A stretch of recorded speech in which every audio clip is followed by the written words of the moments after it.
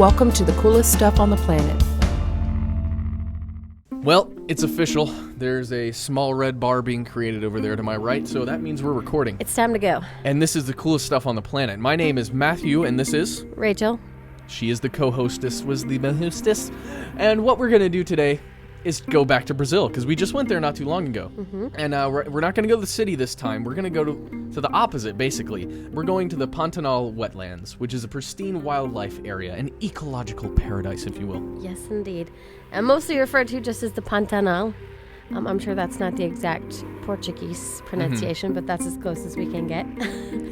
And it's one of the largest freshwater wetlands in the world, and even bigger than the Everglades, in fact. And it's not as well known as its more famous neighbor, the Amazon, but many accounts say that it's actually a much better place to see wildlife. And it's not just in Brazil. A small part of Pantanal overlaps into the neighboring countries of Bolivia and Paraguay.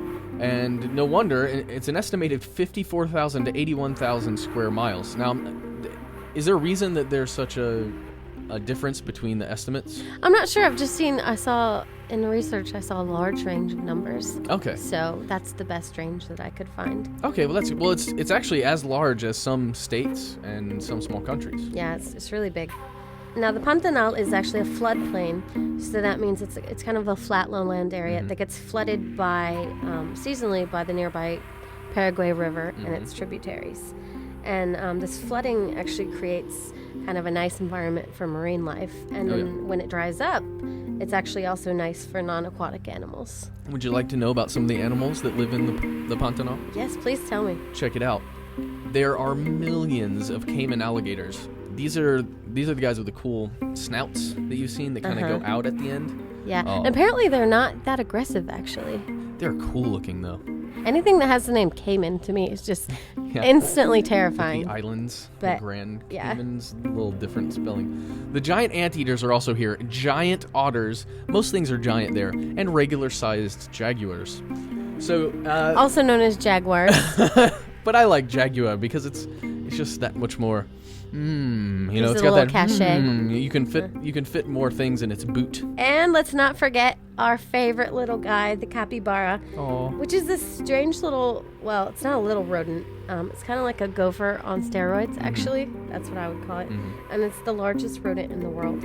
It weighs about somewhere between like 100 and 140 pounds. And its name, capybara, actually means master of the grasses, which is wonderfully highfalutin. I must say, that guy, you'll never be able to find him.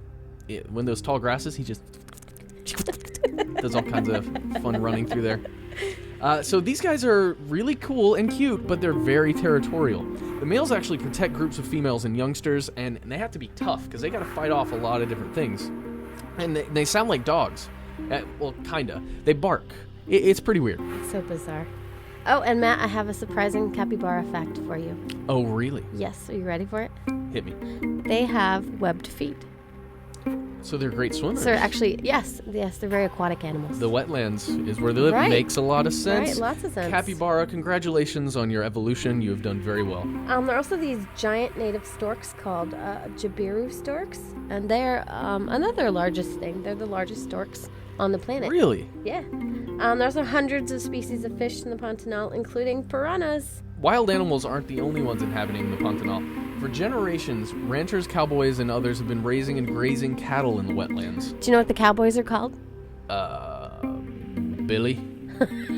Well, perhaps, but also pantaneros. Pantaneros. So, an interesting thing about the Pantanal is actually only a small part of it is actually preserved non-private land. Most of it is private. There is a small national park and a couple of smaller private reserves. One of the most famous of those is probably the Cayman Ecological Refuge, which is kind of this like cattle ranch / ecotourism spot / conservation place. Okay. It's cool. You should check it out. Yeah. Well, the Pantanal doesn't have a lot of infrastructure, unfortunately, and it's really hard to reach during the wet season, obviously. But recently, ecotourism has become pretty popular, and in fact, a lot of the working ranchers also double for eco-lodges, like the ranches where the ranchers live, and it's really good for tourists. So it's cool stuff. But if you want to learn more about the Pantanal, ecology, floodplains, or jaguars, Or even, jaguars. or even wetlands. We actually have a lot of articles on wetlands. Just type those words in the How Stuff Works search bar and see what comes up. There's also a great little video on capybaras called Capybara Combat. You want to check that one out, a little boxing match going on there. And there's also some fun Animal Planet videos, specifically one about a pet capybara. Oh, It's very cute. nice. Check it out. For more on this and thousands of other topics, visit howstuffworks.com and let us know what you think. Email travelpodcast@howstuffworks.com. Don't forget to check out our other podcasts, free on iTunes.